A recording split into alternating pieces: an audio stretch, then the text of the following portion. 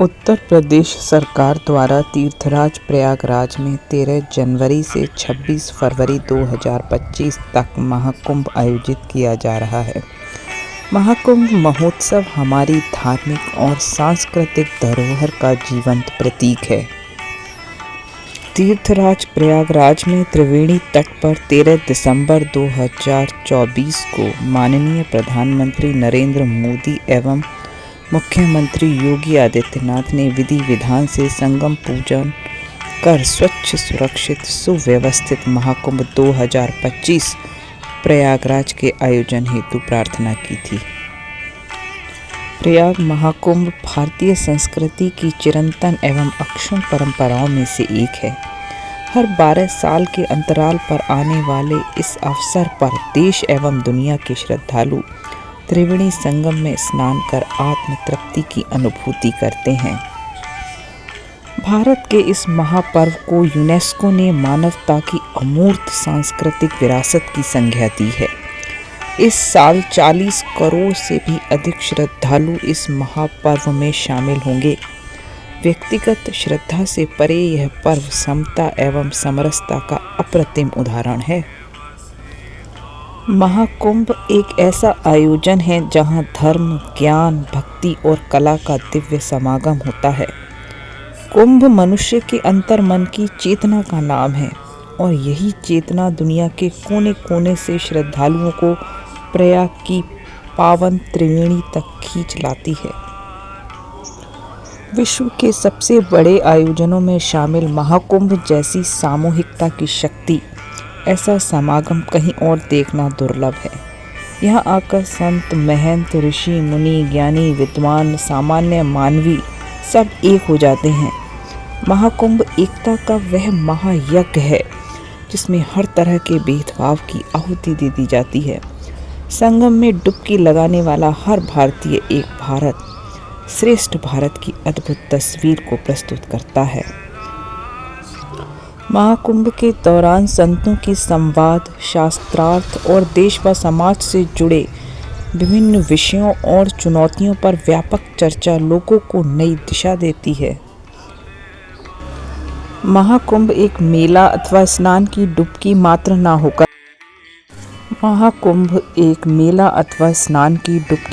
होकर भारतवर्ष की अनेकता में एकता का शाश्वत जयघोष है। सनातन ग्रंथों में कुंभ पर्व की महिमा का गुणगान करते हुए इसके स्नान को समस्त पापों का नाशक एवं पुण्यदायक बताया गया है। महाकुंभ पृथ्वी पर लगने वाला यह सबसे बड़ा आध्यात्मिक मेला है। पौराणिक शास्त्रों में कुंभ पर्व की महिमा का गुणगान करते हुए इसके स्नान को समस्त पापों का नाशक एवं अनंत पुण्यदायक बताया गया है। स्कंद पुराण में वर्णित है, सहस्त्रम कार्तिके स्नानम माघे स्नान शतानि च वैशाखे नर्मदा कोटिः कुंभ स्नानेन तत्फलम।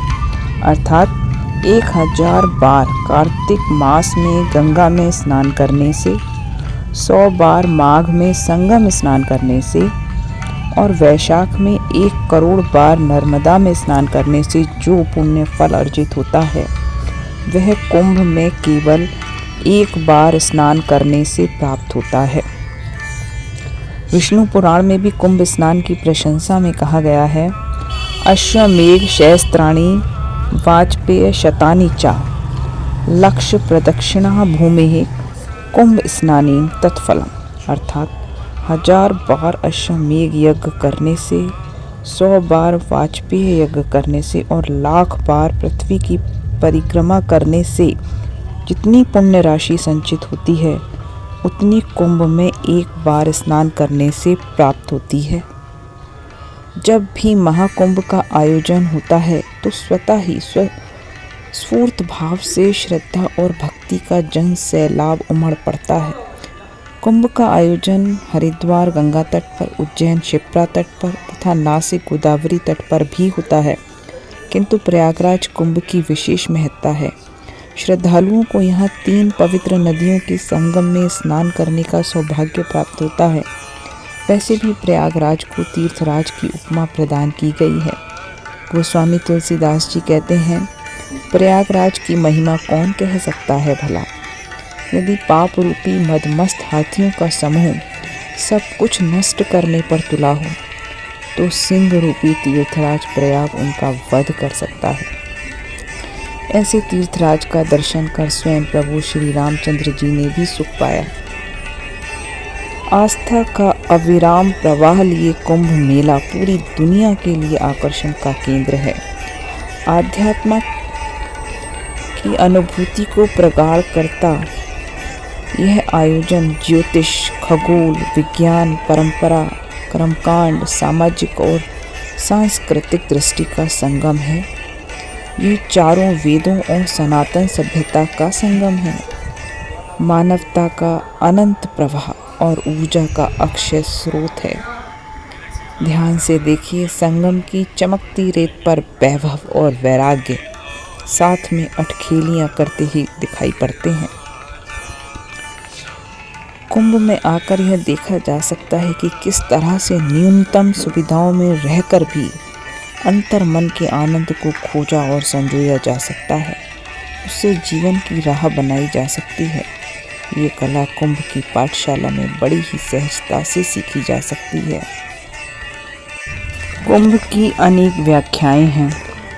जैसे भारतीय दर्शन में जीवात्मा को अमृत तथा शरीर को कुंभ कहा गया है। इस शरीर रूपी कुंभ में आत्मा रूपी अमृत तत्व विद्यमान रहता है, जो पाप पुण्य भेद अभेद अपना पराया मोह माया से आच्छादित रहता है। आत्म तत्व के बोध के द्वारा ज्ञान के अमृतमयी जल से आचमन का सौभाग्य कुंभ है। कुंभ में ऑस्ट्रेलिया, न्यूजीलैंड, दक्षिण Africa, Mauritius, Singapore, America, UK, Sri Lanka समेत विश्व के अनेक राष्ट्रों से राजनीतिक, पर्यटक और श्रद्धालु आते हैं। कुंभ मेला सेल्फ डिस्कवरी का एक बड़ा माध्यम है। यहाँ पधारने वाले प्रत्येक व्यक्ति को अलग अलग अनुभूति होती है। यहाँ किसी को अनेकता में एकता के दर्शन होते हैं तो किसी को जन्म मरण के बंधन से मुक्ति का मार्ग मिल जाता है। भारतवर्ष विश्व की आत्मा है तो प्रयाग भारत का प्राण है। जिस प्रकार सनातन धर्म अनादि है, उसी प्रकार प्रयाग की महिमा का कोई आदि अंत नहीं है। यह सभी तीर्थों में श्रेष्ठ है, जिसका वर्णन ब्रह्म पुराण में भी प्राप्त होता है। प्रयागराज एक नगर मात्र नहीं बल्कि भारतीय आध्यात्मिक सांस्कृतिक चेतना का स्पंदन है। भारतीय आस्था, तप और पुण्य का अनमोल केंद्र है। यह पुण्य सलिला मकर वाहिनी गंगा, कूर्म वाहिनी यमुना और हंसारूढ़ सरस्वती का पावन संगम है, जिसके दर्शन मात्र से ही जन्म जन्मांतर के पापों का नाश हो जाता है। पौराणिक कथाओं के अनुसार परमपिता ब्रह्मा जी ने सृष्टि रचना के लिए इसी भूमि पर यज्ञ किया था। प्रयागराज की भूमि अनेक ऋषि मुनियों, साधु संतों, सन्यासियों, तपस्वियों, मनीषियों की तपस्थली रही है। आदि शंकराचार्य की दिग्विजय यात्रा का केंद्र बिंदु प्रयाग ही रहा है। यहाँ के संगम में ऐसी ऊर्जा तथा शक्ति है जो समाज के प्रत्येक वर्ग को अपनी ओर आकर्षित करती है, देश को अनेकता में एकता का संदेश देती है। प्रयाग शब्द का अर्थ होता है यज्ञों का संगम और इसे भारत के तीर्थों का राजा माना जाता है। अंत में जन्म जन्म के पुण्य फलें, आओ हम सब महाकुंभ चलें, कुंभ चलें, चलो कुंभ चलें, कुंभ चलें, चलो कुंभ चलें।